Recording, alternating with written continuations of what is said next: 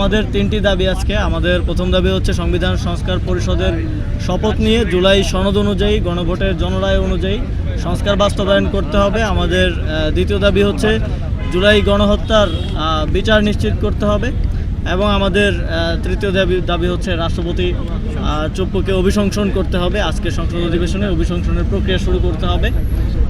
আমরা আশা করি আজকে যারা সংসদে আছেন তারা বিগত সময়ে অনেকেই জেলে ছিলেন, শেখ হাসিনার ফ্যাসিবাদী সরকারের সময় নির্যাতন নিপীড়নের শিকার হয়েছেন, অনেকেই নির্বাসনে ছিলেন, দেশের বাইরে ছিলেন।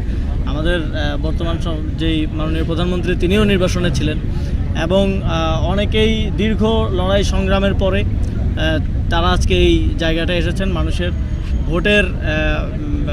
ভোট এবং সমর্থন নিয়ে এখানে এসেছেন। জনগণের অনেক প্রত্যাশা আছে তাদের প্রতি।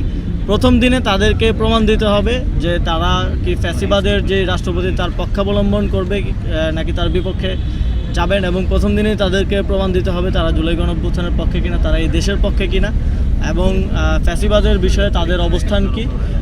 এবং আমরা আশা করি যে তারা জনগণের পক্ষেই অবস্থান নেবেন, এটা আমাদের প্রত্যাশা।